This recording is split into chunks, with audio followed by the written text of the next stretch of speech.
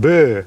Nyt ollaan täällä Tuusulassa Aulin eli auto- ja liikennetoimittajien koeajopäivässä, kevään koeajopäivä tässä käsillä. Ja täällä on taas 50 eri automallia eri merkeiltä koeajettavissa. Ja mä katsoin, että täällä on 2 mua kiinnostavaa autoa ja ensimmäinen näistä on BYD Seal U eli U. Ja tää on nyt sitten Sealistä tämmönen vähän korkeampi eli SUV-mallia. Mä en ole vielä koeannut sitä sedan-malliakaan, että sikäli ehkä tää oli vähän nyt väärä tapa aloittaa ja mulla ei oikeastaan minkäänlaista mielikuvaa tästä koko autosta.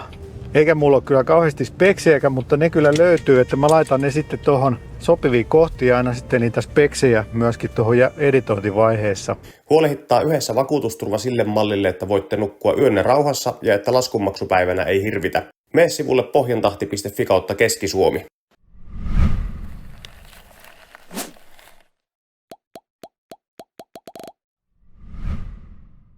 Ensivaikutelma on kyllä todella hiljainen, että tässä tuntuu olevan niinku tällaista mukavaa ylellisyyttä kyllä. Täytyy sanoa, että ehkä nyt onko mulla kattoikkuna auki, kun vähän suhisee tuolta ulkoa, että kuuluu jotain. No, se on auki, mutta mä en keksi miten se laittaa kiinni. Tosta se aukeaa lisää. No nyt se on kiinni. Okei. Kyllä tää nyt selvästi toi rengasääni kuuluu, tai alusta-äänet, ei rengasäänestä voi puhua, mutta alusta-äänet kuuluu, mutta ei mitenkään nyt äkkisiltä häiritsevästi. Ja nyt taas BYD:ssä niin tää näyttöhän on aika hallitseva. Tässä tää on tällainen pystynäyttö ja tuumia on kyllä aika reippaasti, eli korkeutta tässä näytössä on tosi paljon. Ja tää on taas tätä kääntyvää mallia, eli se voi sitten kääntää vaakatasoa. Mulle ehkä tietyissä tapauksissa niin tämä vaakataso on mukavampi ja sitten navigointikäytössä voisi olettaa, että tämä pystyasento on taas paljon sopivampi, koska sitten se tie näkyy tuossa paljon pidemmälle. Ja kuljettajalla on täällä sitten oma näyttö.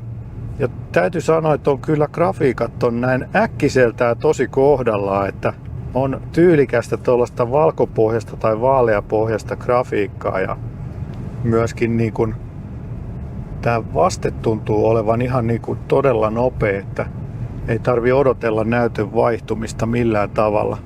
Keskikonsoli on taas aika massiivinen, että manspreadille ei ole paljonkaan tässä nyt tilaa. Ja keskikonsoli on hyvin leveä myöskin. Tästä löytyy sitten vaihteen valitsinta tai ajosuunnan valitsinta ja vähän noita lämmityslaitteen pikavalintoja myöskin.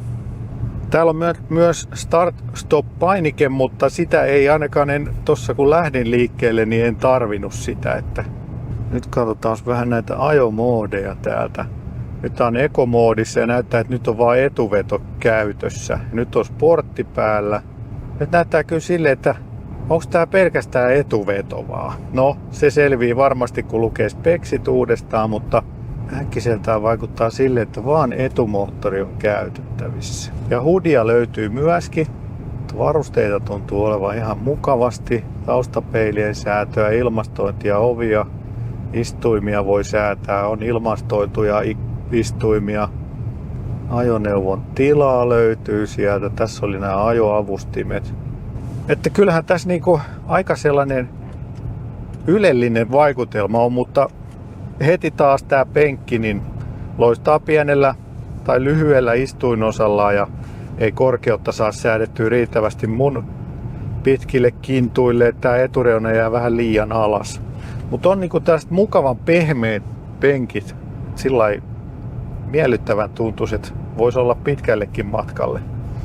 No sitten tästä sisustasta nyt niin täällä on aika paljon kaikenlaista krumeluuria ja on kromilistaa ja kiillotettua muovia, jonka takana on vähän valoefektejä ja harjattua alumiinia ja keinonahkaa ja tikkausta.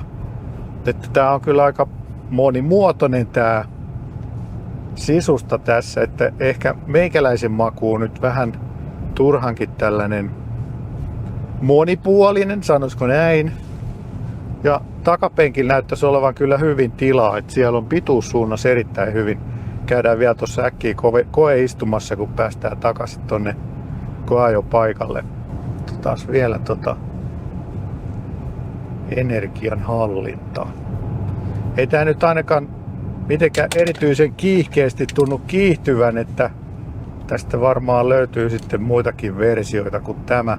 Tämä on nyt varmaan ihan ensimmäisiä autoja, mitä Suomeen on tullut, koska mä en ole näitä nähnyt vielä missään liikkeellä, enkä liikkeissä, enkä myöskään maahantuojan koeajoautoissa lehdistölle, niin tätä ei ole vielä nähty. Eli tämä on nyt varmaan ihan ensimmäisiä Suomessa. Ihan tästä näkyvyydestä, niin ei nyt mitenkään erityisen hyvä tämä näkyväisyys tässä ole. Et jonkun verran toi korkea konepeitto sitten peittää näkyvyyttä. Et noiden kulmien hahmottaminen voisi olla vähän hankalaa, jos olisi ahtaampi paikka.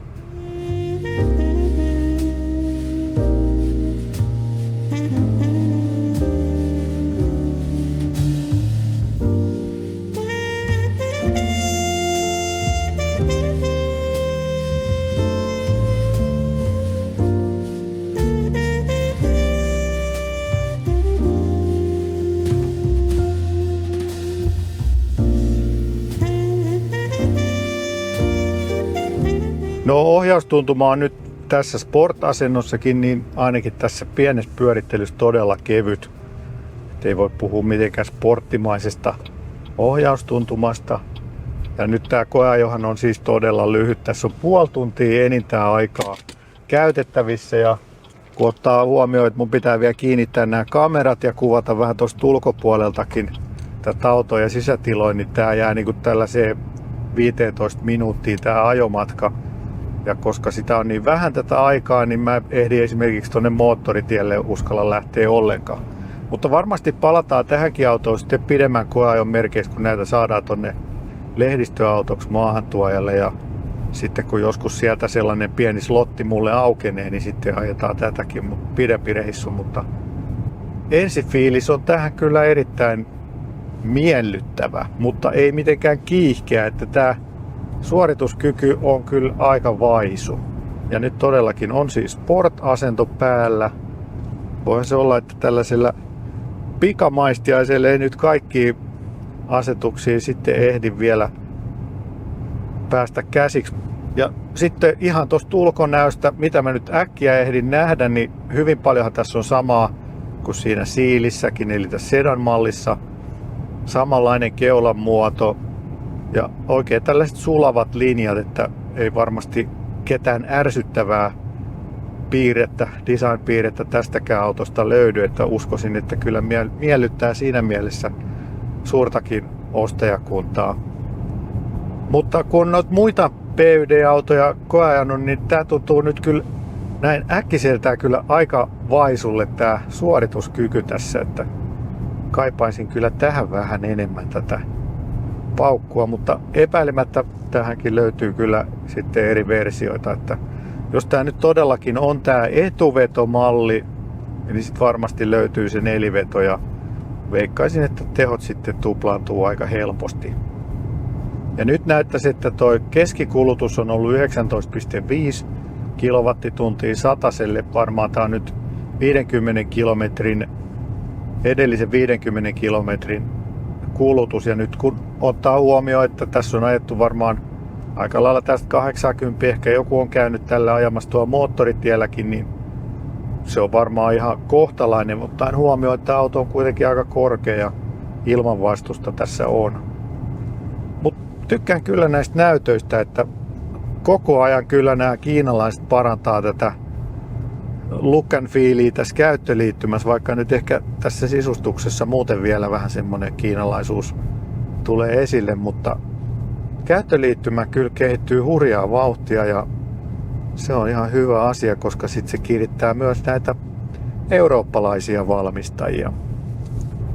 Jotenkin tämä vaakasuuntainen näyttö on taas sitten tällaisessa normaalikäytössä ehkä luonnollisempi. Varmaan johtuu pitkälti siitä, että kun tietokoneen näyttö on tottunut tuijottaa tässä vaaka-asennossa, niin se kuvasuhde tuntuu vähän luonnollisemmalle. Mutta tähän kohti on varmaan hyvä laittaa vähän speksejä tähän ylös, niin näette sitten paljonko on akussa, kilowattitunteja ja litroja peräkontissa ja muita tärkeitä ominaisuuksia. Tietysti myös sitten se teho ja vääntö, mitkä nyt sitten näin perstuntumalla, persdynolla tuntuu aika vaatimattomille, varsinkin niin kuin sähköauto-osastolle, niin tää on vähän alimitoitettu, mutta niin kuin monia mun videoita on kommentoitu, että mitä sillä kiihtyvyydellä on nyt virkaa, kun se maantie tai pitkän matkan toimintasäde on paljon tärkeämpi, niin veikkaisin, että tässä autossa on nyt panostettu sitten siihen toimintasäteeseen. Nyt mulla on 64% akku jäljellä ja tää näyttää sitten 300 kilometriä pääsee. Eli voisi hyvinkin toteutua tällä sitten se 400 kilometriä toimintasädettä. Että sikäli nyt on varmasti tämä kyseinen malli näillä tehoilla ja akulla niin on sitten just se, mitä osa ihmisistä kaipaa. Ne, jotka ei arvosta sitä kiihtyvyyttä, niin tässä on nyt sitten teille hyvä sähköauto. Mutta käykää kommentoimassa, mitä tykkäätte PYD Seal U. En tiedä, miksi tämä nyt sitten muodostuu suomalaisen suussa, tämä PYD Seal U. Vai mikä tästä tulee, U-Boat. Mutta erittäin miellyttävä ensipurasu, ehkä vähän vaisu kuitenkin nyt tämän suorituskyvyn suhteen. Mutta käy kommentoimassa, mitä tykkäsit PYD Sealistä, käy tilaamassa kanava ja käy tykkäämässä videosta ja palataan seuraavalla sähköautovideolla. Bye bye!